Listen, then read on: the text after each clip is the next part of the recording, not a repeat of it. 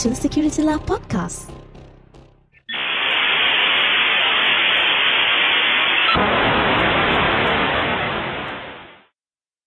The SolarWinds supply chain attack, it's so huge, it's so big.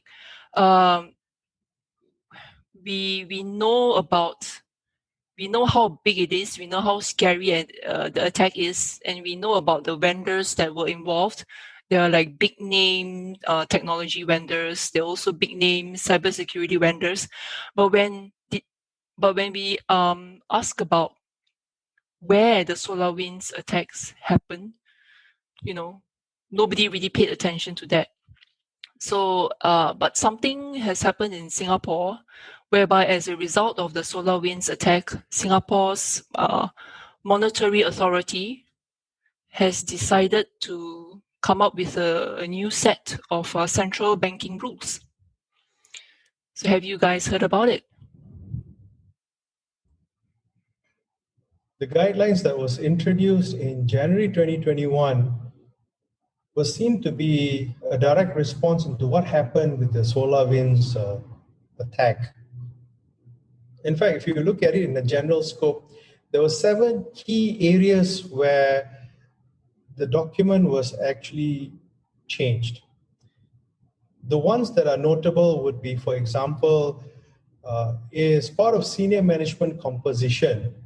You need to ensure that there is a CIO or an equivalent, which is a Chief Information Officer, a Chief Information Security Officer or equivalent, with the requisite experience and expertise, and need to be made accountable for managing technology and cyber risks. So in the earlier part of this particular regulation, they looked at it purely from a board and senior management to have general oversight of technology risk. So they lumped technology risk into one. Now they've separated into 2 areas: technology risk, cyber risk. Now this is kind of interesting because now they recognize that cyber risk, an area of its own, is critical. Now what I'm interestingly making a comparison against RMIT is the RMIT had already recognized cyber risk to be a key risk. So in this instance, it's either one of the regulators catching up to each other. And the other thing, and from a senior management and oversight perspective, is that you need to have board members who have general oversight of risks, right? And basically looking at competently exercising their oversight on FI's technology, strategy, operations, and risks. So which means technology risk and cyber risk. So interesting. If you look at the senior management, then would the composition now change to have cybersecurity professionals as board members? If you look at it, if you look at the current age level composition of board members, they're most likely still very much new into technology risk. We've just seen a whole change of board from purely accounting heavy boards into now encompassing technology and further strengthening into the cyber area. The next one, which is huge, is the assessment of tech vendors. So they are now making sure that the financial institutions establish standards and procedures for vendor evaluation based on the criticality of the projects to the financial institutions. So which means they're actually putting the responsibility on the financial institutions to ensure whether you have sufficient standards or procedures to make sure that you are able to evaluate all your vendors against all the risks, including cyber risk, before you make a decision and say, let's go ahead with this particular vendor. The third one is assessment of third parties in connecting to APIs. So they now recognize that they've gone one step lower and looked at not just systems, but also API calls. These are connectivity to different systems in order to get capability. So for example, you can do an API call to an organization that does an AML check against a named individual to identify if this person has participated in money laundering activities. The next one would be cyber threat monitoring and information sharing. So as we've seen in the previous episodes, it is important to actually have information being shared. Establishments of ISECs, information security sharing forums, are now going to become mainstream. And also, it was not made mandatory for you to participate. You can be someone who's consuming the information, not necessarily putting in information into the ISEC. With this, we probably see more of organizations playing an active role where they contribute information rather than just pulling information. Cyber incident response and management, which mandates that F5 should establish the role and function required to isolate and neutralize the cyber threat and ensure that you resume your activities, putting focus on the aspect of cyber resilience. Cybersecurity assessment. Now, this is a different area where we look at having vulnerability assessment, penetration testing. In the previous years, CREST was recognized as the official body to perform such activities. I'm not sure if they're going to now extend it to different kind of certification bodies as far as vulnerability assessment, penetration testing. The last but not least is simulation attacks, including TTPs. This one is quite interesting because they start looking at newer stuff, adversarial threat emulation. So assuming if an APT group were to attack your organization, can your existing controls manage and mitigate those kind of attacks based on scenarios, based on actual simulation of attacks against the organization? Now, this is going to be interesting because a lot of organizations are going to see different kind of attack simulations. You're not going to get two organizations looking at the same kind of threat. One organization may say, I look at threat from country A, whereas another organization may look at, I'm looking at country C, and another organization look at country R. It can be any countries that they're looking at, say you're targeting nation state players, in order for you to identify the kind of risk towards your operations, and from there identifying if you are going to fall prey if such an attack does happen. So that's in a nutshell the 7 areas that the MAS document has outlined.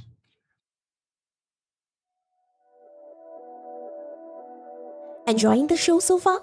Subscribe now so that you don't miss out on the latest episode. We are available on Spotify, Apple Podcasts, Google Podcasts, and many other platforms. Visit podcast.securityla.asia to get the links to subscribe.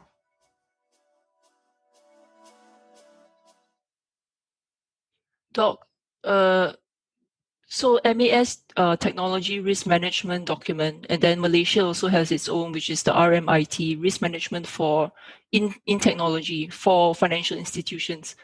Are they keeping up with each other, or is one ahead of the other? I guess if you look at it from a totality perspective, both of it are neck and neck with each other. There's just some areas with what Singapore is recognizing versus what Malaysia is recognizing. So for example, because this document is newly released, Singapore looks at adversarial threat emulation. Malaysia had its document released some time ago. They started recognizing the need to have chief information security officers as part of the senior management. So as you can see, it's basically the regulators going neck and neck against each other and looking at how they could improve regulation as a whole for the industry. I'm curious, like okay, so Singapore's and Malaysia's are neck to neck when it comes to having the right expertise at the board level, right? But when it comes to simulation of cyber attacks, tactics, techniques, and procedures, does this come under the purview of a CISO or a CIO? Or does it have to be a third party doing it or another division? If you look at the framework that's implemented, usually there's two sides to security in an organization. One is the security operational bit, where they do the day-to-day operations. They are primarily responsible for blue team type of activities, defensive activities, identification activities, monitoring activities. The CISO office in a lot of organizations, especially in financial organizations, are separated from the operational arm. So they work as the second line of defense, which is where they ensure that the first line of defense, which is the blue team, SOC, security operations, is keeping up to the threats. So the red team activities reside in the CISO organization. So in that instance, you have a check and balance. In some organizations, these two come under the same umbrella. The CISO leads both the operation as well as strategic. I mean, at the end of the day, anyone can argue that, look, bottom line, everything goes back up to the CEO. So the CEO is ultimately responsible for everything, including cyber. It's just that how the organization sees where the value is. In some organizations, they feel that the CISO should be independent from the operations so that he could audit and ensure security is doing what it's doing. In some organizations, they say it should all belong to the same umbrella simply because at the end of the day, if I'm only monitoring security, how can I influence and ensure that the operations is up to mark with what I see as the risk? I may report and say that these 5 items are the top risk, but end of the day, security operations having its own budget to implement the controls may go in a different tangent and say, no, we see it differently, and this is where we're going to spend money. Hence, in those kind of organizations, they structure it back to the same head to ensure there's synchronicity between the two portfolios. Okay. Then there is the third key here, which is assessment of third parties' suitability in connecting to APIs and governing third parties' API access. Is this a norm in organizations? Does it happen? And if it does, who is usually responsible for this? I guess this is something that involves a multi-party approach. So if you're looking at a scenario of a financial institution, the vendor evaluation or tech vendor evaluation is done by multiple parties. You have sometimes the internal audits getting involved because they want to do a sampling to ensure that the necessary process has been done to all the tech vendors or to some of the tech vendors. In another instance, you may see risk getting involved. They look at, for example, concentration risk. Are we too reliant on a single vendor? Maybe instead of having just one SOC, maybe we should have another SOC on a standby so that if SOC A fails for whatever reason, we still have service, we can switch it over to SOC B and ensure that the protection is up to mark.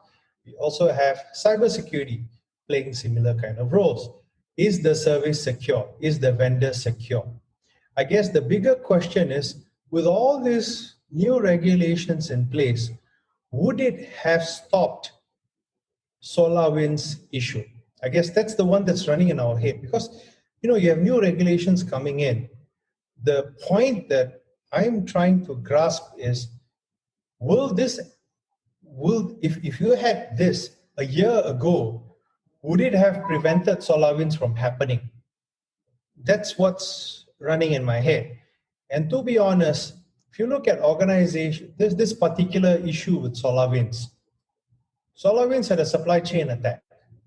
Their code was compromised. The bill had a backdoor in it. It was signed, went to their support site. It was released. Everyone who used SolarWinds had downloaded that piece of code, run it in their organization as if it is legitimate. And in a way, 80% legitimate because it is coming from the right source. It is coming from, the code is signed. You picked it up from the support side. You had to validate before you download it. Before you run it, it says this code is signed by this person. Is it secure? Yes. And if you had gone to SolarWinds a year ago and you had done this assessment, guess what would have happened? You give them a whole long list of checklists. Do you have a security team? Yes. Do you have someone responsible for cybersecurity? Yes. Do you practice safe coding? Yes. Do you have security systems, firewall, IPS, IDS? Yes. So my question is, what would have been different? It's just that the attackers found a vector that no one had looked at. I'm referring to Ken Thompson's writing in early 1970s, 1980s about trust, having trust. How do you trust a system explicitly? So, for example, in this case, he mentioned the use of a compiler. So, what a compiler does is it takes a source code, compiles, creates a binary for you. If someone messes the compiler, would you know? Most likely not. You're still going to trust the compiler to produce the binaries exactly the way it is. And I can tell you, organizations don't have that level of capability to go and audit a compiler to say, yeah, this compiler, if I compile this code, this is the output. No one has that level of expertise. This is like having a whole department of its own, looking at very deep technical that gives you zero ROI. Practically today, a lot of people do not like security organizations simply because they don't have an ROI, and gets worse when you have to have all these things in place. So really, I mean, if you had taken these requirements and if I was the auditor and if I had gone there, I would have been none the wiser, because I would just go in and say, this requirement, okay, done. Based on our assessment, you look good. Is it even possible to build a trusted compiler? Is there such a thing? How would you? You would rely on the likes of Microsoft and all other people who create compilers. The only other way is you build your own and you know exactly what input gives you what output, you know? And these people were smart enough. They didn't just Trojanize the whole application. They looked at one particular library, they looked at one segment of code, and they executed it on that one segment. I mean, even if you had realistic tests, example, I put a Hello World app as a test parameter, I compile it, and then I get a binary. It's still going to run and say hello world. The backdoor code won't even be injected into it. As I said, this is truly a sophisticated attack. To relook at how we build applications and start looking at what are the other points that can break. I mean, Yeah. There's just one point discovered at this point of time. Today, at this very moment, there may already be another supply chain attack using a completely different vector. And there may be some people who've been compromised and who are happily compromised because they have no clue they're compromised. So the bad guys knew exactly what to go for, and it was enough to poison the whole well. Exactly. So you downloaded from the support side, you did everything right. If you ask me, as far as the people in FireEye, Cisco, Intel, Microsoft, none of them did anything wrong. Nobody did anything out of the process. They followed the process. They checked the code was compiled. They made sure the signatures were there. This is the authorized binary. They downloaded it from the support. So There is since no way for anyone to know. They only found out because someone had messed up. There was too much noise. They found out somebody was trying to get an access token from the two-factor authentication, belonged to a legitimate user, which was not initiated by a legitimate user. Upon inspecting, then realized, hey, something is wrong somewhere. since that was the case, so anything that a policy document like MAS TRM can do is to help them manage the risk and mitigate it. That's the most that you will be able to do. From a regulator's perspective, if I were to read the summary, it's more of putting the onus on the organizations to say, you have to secure it. So when that is done, what happens is the organization now has to say, I have a particular requirement that addresses this statement. So there's always the question of, is it sufficient, right? And to be honest, it's practically mind-boggling to see if anyone had actually solved the problem to say that, yeah, I have a complete audit checklist or a methodology for me to go into any organization, be it Microsoft, be it Intel, be it Cisco, to audit them and say this is good. But you know what's the funny thing? Would you as an organization be able to compel the giants like FireEye, Cisco, Intel to say, I'm going to go into your data center, walk in and audit you because my regulators say so? Now, that's another issue altogether. You know, how are you going to do that? And if you say, fine, you take the extreme end, I'm not going to use any licensed software, I'm going to use open source. Just say you download a Debian or a Red Hat or CentOS. I mean, CentOS is not going to be here anymore, but if you download any of this distribution, who are you going to audit? These are open source code. So yeah, okay, so you download it from the GitHub repository or Subversion and you look at the codes, but that's it. That requires you to have an additional level of expertise for you to actually be able to know, hey, this particular driver that does memory management does exactly what it does. I don't know. It's going to be interesting to find people with that kind of skill set. That's a challenge of its own. The guidelines are well and nice and good, but to answer your question, would it have prevented the hack from happening? Personally, I think when it comes to implementing, there are many challenges that needs to be looked at. What you have just brought up yourself, how are you going to audit the vendors? And then the regulatory issues comes into play. And even then, when it comes to information sharing, there are issues of formats and data qualities and stuff like that. There is still a lot more work that needs to be done to look into whether this is a viable solution. And also, like what Kat has brought up, the issue of trust among the communities that are involved. How can you convince your competitor, I would like to put it this way, that it's okay to share the information? The evolving nature of threats, I think there would be more and more techniques that people would think up of to solve this issue. But whether they would actually help us to address the problem, then I'd say we just have to wait and see. Very true. And the other thing is, if you look at supply chain attacks, to what level do we audit supply chain attacks?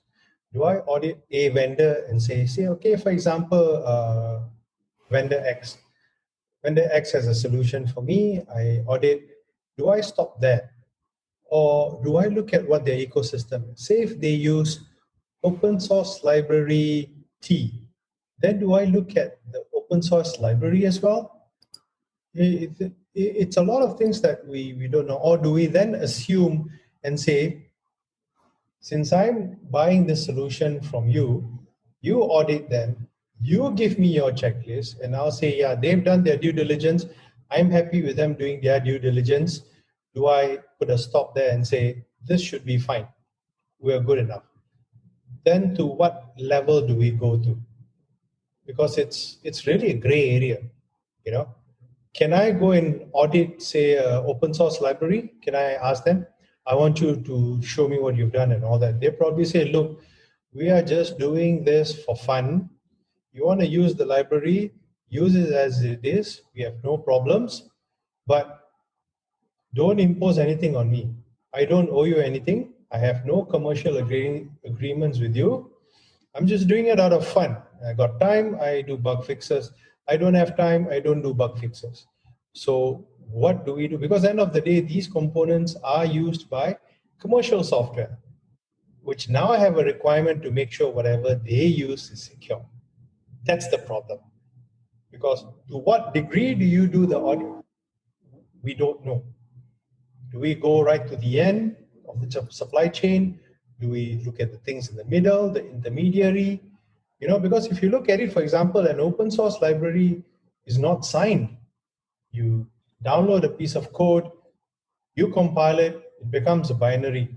Eventually, you may have to put your own signature on it to say, I validate this version of this component is secure. It may have your signature instead of the component signature. You may not use a binary because you may say, okay, my threat model says I must only download the source code and compile it myself so that I know I have the right binaries. Fine. You download the source code, you build the binary, but you need a signature on it. You're going to put in your signature because you say, I've compiled it, I've validated it, this is correct. So what happens is, my signature works. So it stops there, right? So it's an interesting conundrum to find out to what extent do we extend this requirement. I think we have not run away from typical issues that we have always talked about in technologies such as privacy, data interoperability, and all those things. Because it's easy to come up with policies that are prescriptive, but the challenge is also how doable are those prescriptive policies. I guess we are faced with a rock and a hard place. In one instance, the regulators have to do something about it. They can't be seen as, these are shifting landscapes, they'll find a way. They can't be seen as doing that. But at the same time, to what extent of regulations do you put in? Do you put in regulation just because you feel that we are reacting towards something that's happened and we don't want it to happen again, so we put in certain regulations? Or are we putting regulations to say that we want to eradicate it? I mean, we know for a fact that it's not going to eradicate everything.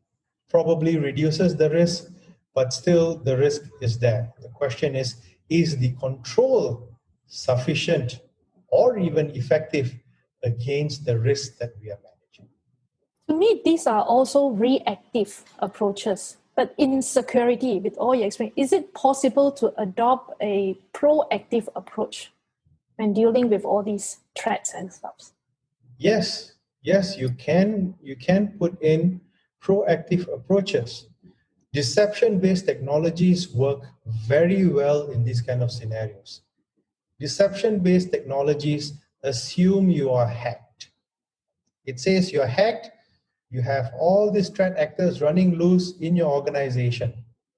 What you now do is you set up all these nice little honeypots around your network and say, hey, I have a file called password.docx, which may potentially have all the passwords for a particular system. When someone accesses that document on an open share, it gets flagged up. Say, look, why is anyone accessing this? If it's not your document, you're not supposed to access it. So if someone does do it in a malicious intent, you're going to get hold of that. So you have proactive or deceptive technology in place. You have preventive, you have mitigative. You also have policy-based controls. So it goes back to the type of controls you put in, which has a reason and a purpose of what it does and why it does what it does. A firewall is not going to stop an attacker from coming in. An IDS may alert you and say, there's a kind of attack coming through the network, but that's about it. If an attacker is already in your network, it would have passed multitudes of security controls. So then the question that you really ask yourself is, does your organization have capability to detect if a rogue or a malicious or a nation state actor is in your network right now, doing reconnaissance, moving around your network, jumping from host to host, or looking at some interesting artifacts for them to collect and export out? If you have such a solution, then you're covered. The problem is too much of emphasis is given on perimeter, on detective, on these kind of controls, but instead having that assumption that you are hacked and you have the controls for you to detect if these people are running loose in your organization. So back to your original question, now I would like to frame it as, would a proactive approach prepare organizations for the SolarWinds attack? And now coming up, these guidelines, can this guideline be considered as learning from the past, taking the lessons learned, and therefore what is prescribed in the guidelines are in fact a proactive approach to dealing with future threats? If you have the kind of technology that supplements your security controls, like for example, in the FireEye incident, their two-factor authentication system alerted the security systems, the security guys, and tell them, hey, somebody's requesting for a token. It helped them identify that issue. It didn't help them identify the fact that SolarWinds had a backdoor, but it did help them identify that an attacker was doing something. What we want to do is create more opportunities where the attackers are going to trip, stumble upon, make mistakes, and catch them when they make that mistakes. If we go back to the question about what do these regulatory frameworks do, yes, they do force organizations to start paying attention into tech risk, evaluating their vendors to make sure that they have that level of technology sanity, for a lack of better word, to ensure that they are able to service the industry with the right kind of controls. We've seen a lot of vendors being attacked. Even MSSPs, managed security service providers, getting attacked. We've seen IT vendors getting attacked. So it's no longer about the regulated industries having heavy regulations. It also involves the ecosystem around the regulated industries to be equally, if not better, secure. So to summarize this, we can say that as a regulatory body, you can put controls in place. These controls are primarily to put the onus on the companies so that they take necessary precaution. They take the necessary action from their side. But given different scenarios or different threats out there, it would be very difficult to actually go ahead and eliminate these kind of attacks or any kind of threat scenarios that we would face in the future. It's definitely a good thing to have in place because it's all sort of has a guideline for us. But to answer the question, would it actually eliminate the possibility of any actors getting in or breaking through or having any breaches to begin with? Then the answer is no. It's really difficult.